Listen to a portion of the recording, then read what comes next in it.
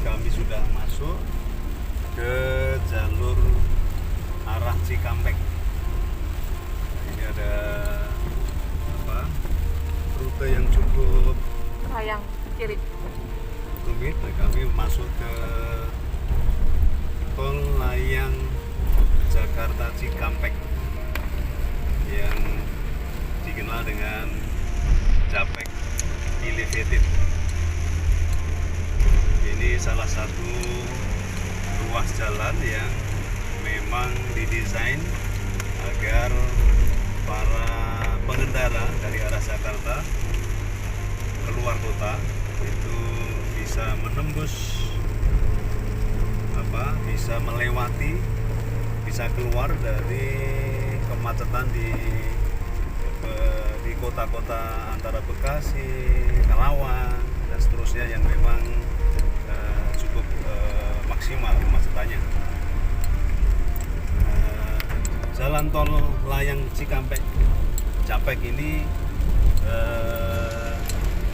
panjangnya kurang lebih 37 km dan bisa ditempuh dengan kecepatan yang disarankan adalah 80 km per jam. Dan desain jalannya konon menurut yang saya tangkap informasinya, jalannya dibuat sedikit bergelombang. Itu adalah ahlinya, nanti ahli tentang pembangunan jalan tol, itu struktur yang memang sengaja desain begitu. Dan ada informasi pula bahwa struktur yang agak sedikit bergelombang itu memang diperlukan untuk kekuatan jalan itu sendiri. Jadi bagian dari struktur jalan yang memang diperuntukkan bagi jalan layang.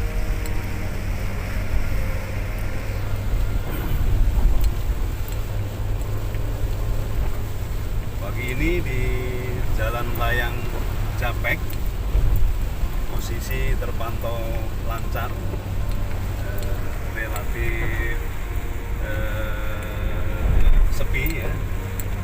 Dengan begitu kendaraan kami melaju dengan kecepatan yang disarankan yaitu 80 km per jam. Posisi pagi ini masih gerimis, langit masih mendung, dan seperti yang biasa kami alami bahwa memang di bulan Januari itu Indonesia yang beriklim tropis lagi banyak-banyaknya hujan, sehingga kita bisa kenali situasi musim di bulan Januari ini adalah musim hujan yang hampir setiap hari.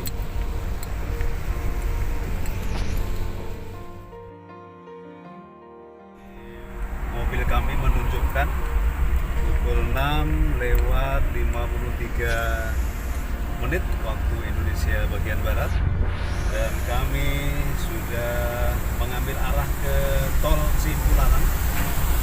Ini ada di KM 66, dan alhamdulillah tadi setelah sempat mati kurang lebih 20 menit ini kami bisa melanjutkan perjalanan, dan saat ini kita bisa melihat suasana di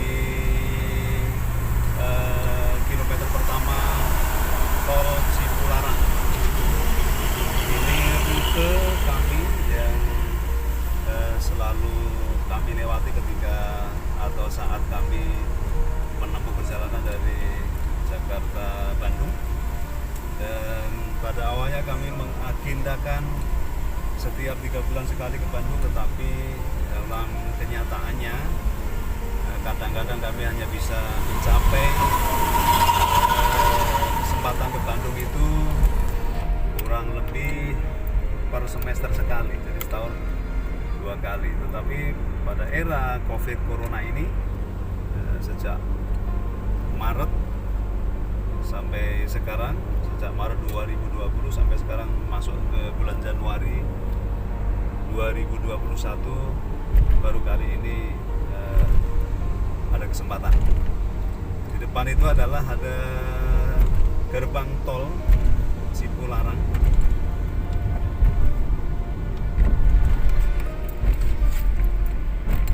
Kita pilih gerbang yang tengah.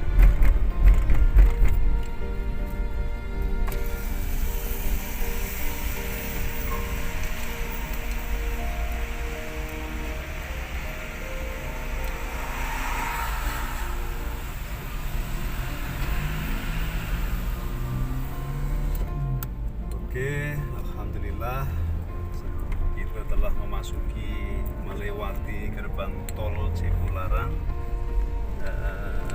Kurang lebih jarak tempuh dari sini ke tujuan adalah 70 km, dan biasanya kami tempuh dalam waktu 1 jam, tapi itu akan sangat tergantung pada situasi perjalanan. Secara umum dapat kami sampaikan bahwa tol Cipularang adalah tol yang cukup indah dengan tekstur jalan yang cukup bervariasi, ada naik, ada turun, ada tikungan, tetapi dalam posisi yang nyaman begitu. Kelebihannya adalah kami pengendara biasanya bisa lebih asik membawa mobil, tidak jenuh, dan bahkan beruntung di kiri kanan dari tol Cipularang ini banyak spot-spot, banyak pemandangan yang cukup indah. Antara lain ada kebun teh wali, kemudian ada bekas kebun karet, kemudian ada jembatan kereta api yang dibangun sejak era Belanda. Biasanya kami sepanjang jalan sambil nyetir dari Bengong, kami melafadzkan zikir-zikir yang diajarkan oleh guru-guru kami atau orang tua kami. Salah satu zikir yang dulu sering dipesankan oleh orang tua kami, terutama ibu kami dan bapak kami dan juga kakak kami almarhum, itu adalah zikir untuk bisa menyadari diri sendiri sebagai hamba Allah yang pada hakikatnya menempuh perjalanan. Jadi ayah kami dulu waktu kecil sering memberikan narasi-narasi bahwa hidup di dunia ini adalah sementara, dari jalan di dunia ini jalan sementara, urip neng dunya iki kaya mampir ngombe, hanya sekedar singgah untuk minum saja dari sebuah perjalanan yang jauh.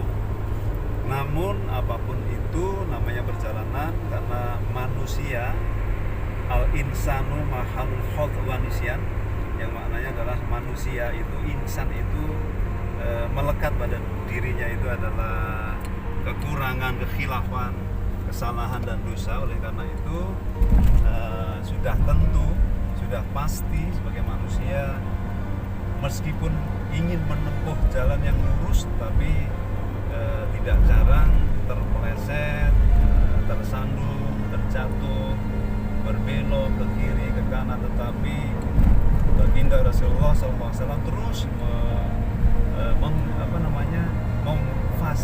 mewasiatkan agar kita selalu kembali pada jalan yang lurus, dan kembali itu adalah taubat. Taubat adalah kembali pada dirinya, kembali kepada kesadarannya, kembali pada jalan yang lurus. Oleh karena itu orang tua kami, keluarga kami, kakak kami memberikan satu zikir untuk menyadari diri yang sedang berjalan, untuk selalu kembali kepada jalan yang benar, kepada Allah, pada ridha Allah. Zikir ini adalah membaca sesering mungkin bacaan-bacaan istighfar.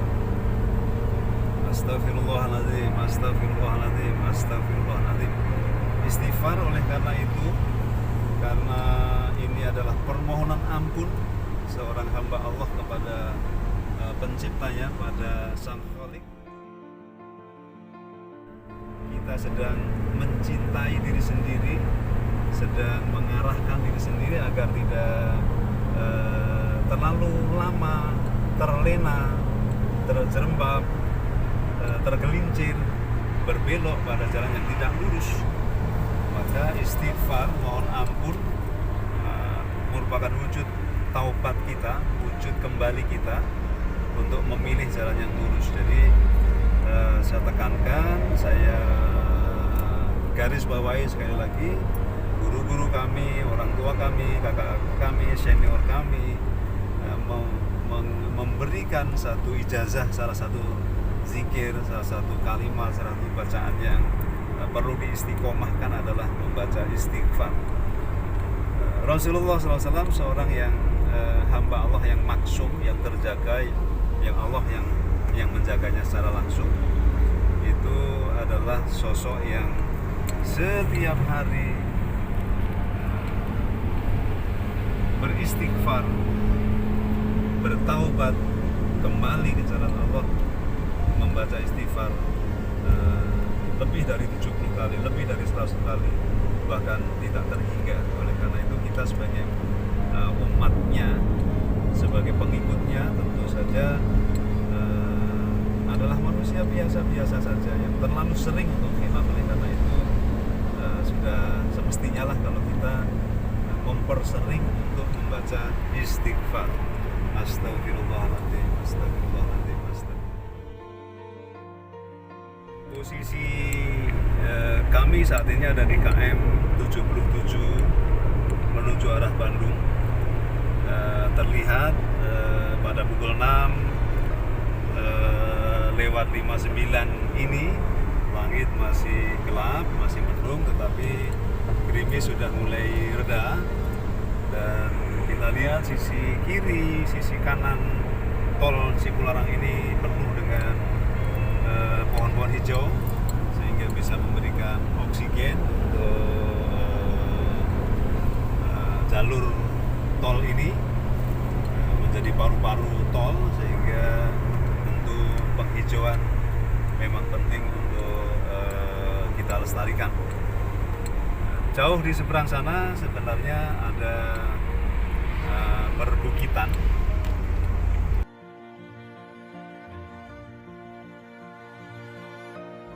Di depan sana kaki bukitnya bisa kita lihat, tetapi puncak-puncaknya tertutup oleh awan. Ini kawan-kawan, kira-kira sekilas di seberang kanan jauh sana kita bisa melihat gunung-gunung, sama posisinya tertutup oleh awan.